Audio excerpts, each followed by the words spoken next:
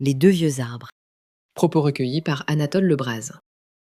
Ceci se passait à Plougasnou il n'y a pas encore très longtemps. Il y avait là, dans une pauvre petite ferme, un brave homme et sa femme qui, n'ayant pas le moyen de battre leur blé à la machine, le battaient au fléau.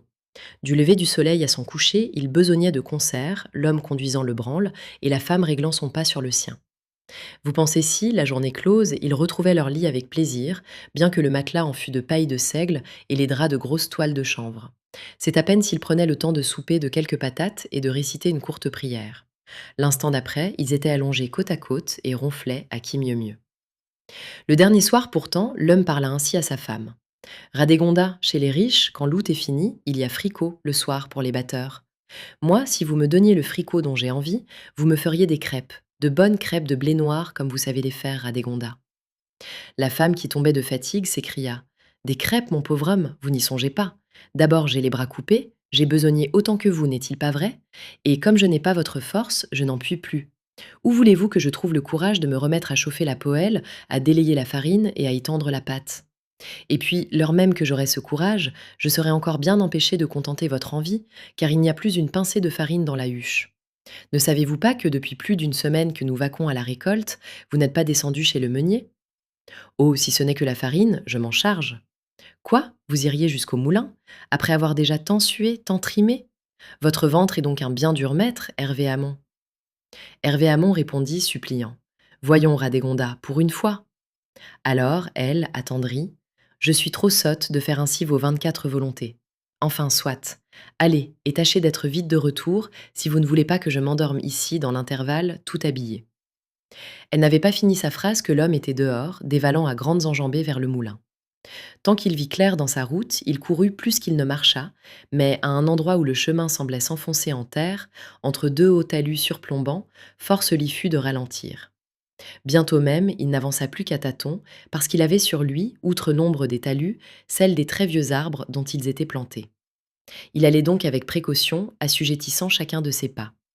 Or, dans le silence qui était profond, et quoique l'air demeurât immobile, comme il arrive généralement par les chaudes soirées d'août, voici qu'il entendit, au-dessus de sa tête, le feuillage commencer à bruire d'une manière bizarre et tout inattendue. Tiens, c'est ma foi une chose assez particulière, pensa-t-il. Il leva les yeux et, malgré l'obscurité, reconnut à la blancheur argentée de l'écorce que les arbres dont les ramures bruissaient de la sorte étaient deux êtres d'aspect vénérable qui se faisaient vis-à-vis d'un talus à l'autre et mêlaient leurs branches comme pour s'embrasser. Ce qu'il y avait de plus étrange, c'est que leur murmure, très léger, ressemblait à un chuchotement de voix humaine. Hervé Hamon suspendit son pas et prêta l'oreille. Plus de doute, les deux êtres causaient entre eux. Notre homme, pour les écouter, oublia moulin, farine et crêpes. Le premier des deux arbres, celui de droite, disait: Je crois que tu as froid, Maharit, tu trembles de tous les membres. Et le second arbre, celui de gauche, répondait en grelottant: Oui, Gelvestre, je suis glacé, glacé en vérité, jusqu'aux moelles. Toutes les fois que la nuit tombe, c'est ainsi. La fraîcheur me pénètre au point que c'est comme une nouvelle mort. Heureusement que ce soir, on fait des crêpes chez notre fils. Il y aura bon feu, et sitôt que sa femme et lui seront couchés, nous pourrons, à notre tour, aller nous chauffer à la braise. Alors, le premier arbre dit: Je t'accompagnerai pour ne pas te laisser aller seule, Maharit. Mais si tu m'avais obéi de ton vivant, tu ne serais pas dans la nécessité d'attendre que l'on fasse des crêpes chez notre fils pour sentir un peu de chaleur. Combien de fois ne t'ai-je pas demandé d'être plus charitable aux pauvres? Sous prétexte que tu possédais peu, tu ne voulais rien donner, et maintenant tu en es puni. Parce que tu as eu le cœur froid, tu accomplis une pénitence glacée. Et moi, parce que j'ai été trop faible envers ton péché, je suis puni avec toi. Mais, du moins, je ne souffre pas ce que tu souffres. Les pauvres que tu refusais, je les dédommageais de mon mieux, à ton insu. Par exemple, je leur donnais en carême des morceaux de beurre enveloppés dans des feuilles de chou. Au gras, des morceaux de lard enveloppés dans des bouts de papier. Et depuis, ce papier et ces feuilles de chou me font un vêtement qui me tient chaud. Hélas, soupirait le second arbre, avec un tel accent de tristesse qu'on eût dit qu'il rendait l'âme. Hervé Hamon n'en écouta pas davantage. Au risque de se casser 20 fois la tête, en trébuchant aux pierres du chemin creux, il dégringola tout d'un trait la pente jusqu'au gué du moulin de Troïr. Au retour, il prit un trajet 2 fois plus long pour ne passer point sous les vieux arbres. Ma foi, lui dit sa femme, j'ai cru que vous ne rentreriez plus. Et, remarquant son air hagard, Qu'est-ce que vous avez donc? Vous avez la mine toute pâle. Il y a que je suis à bout de force, j'ai les membres rompus. Après la rude journée, cette course était vraiment de trop. Quand je vous le disais, enfin, consolez-vous, puisque vous avez apporté de la farine, vous allez avoir des crêpes. Oui, murmura-t-il, plus que jamais, il faut que vous en fassiez. Pensant qu'il voulait signifier par là que la tante avait encore accru son envie, Radegonda se mit en devoir de le servir diligemment. D'ordinaire, 12 crêpes n'étaient pas pour lui faire peur, mais cette fois, dès la troisième, il se déclara rassasié.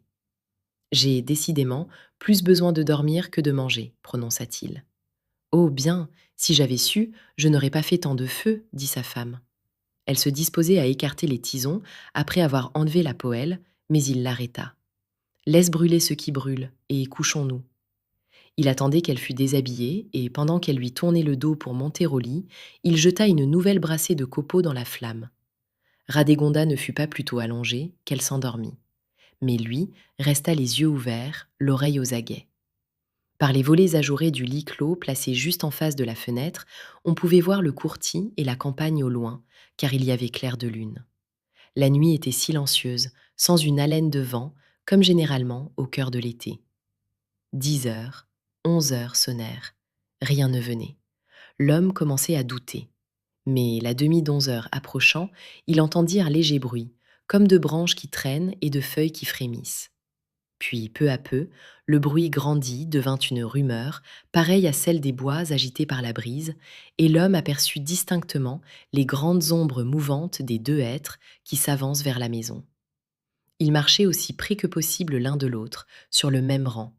On eût dit que la terre les portait. On voyait, à la lumière de la lune, briller leurs troncs argentés sous leurs feuillages immenses. Ils traversèrent enfin le courtis. Frou, ou, ou.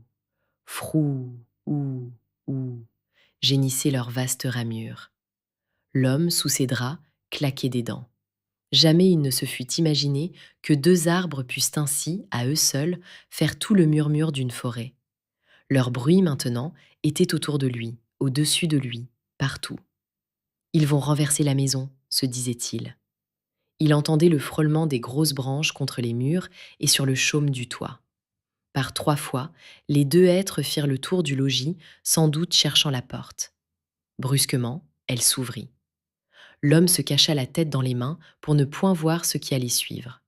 Mais au bout de 3 ou 4 minutes, ne percevant aucun remue-ménage, il s'enhardit à regarder par les trous des volets.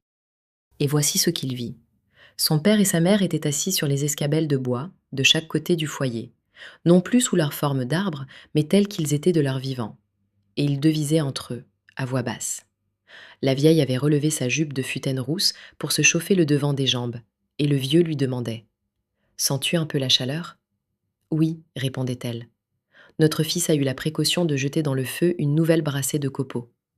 L'homme, alors, réveilla doucement sa femme. Regardez. Quoi? Où? Là, dans le foyer. Ces deux vieux. Ne les reconnaissez-vous pas? Vous rêvez, ou vous avez la mauvaise fièvre, mon pauvre mari? Il n'y a, dans le foyer, que le feu qui brésille. Mettez donc votre pied sur le mien, Radégonda, vous verrez comme moi. Elle mit son pied sur le sien et vit, en effet, les deux vieux. Dieu pardonne aux défunts. Mais c'est votre père et votre mère, balbutia-t-elle en joignant ses mains de stupeur et d'épouvante. Il répondit: De grâce, ne dites et ne faites rien qui puisse les troubler. Que nous veulent-ils? Je vous expliquerai la chose quand ils seront partis. Dans l'âtre, le vieux disait à la vieille: Êtes-vous assez réchauffée, Maharit? Voici bientôt notre heure. Et la vieille disait au vieux: Oui, je n'ai plus si froid, Gelvestre, mais il me tarde bien que ma dure pénitence soit finie. Sur ce, l'horloge tinta le premier coup de minuit.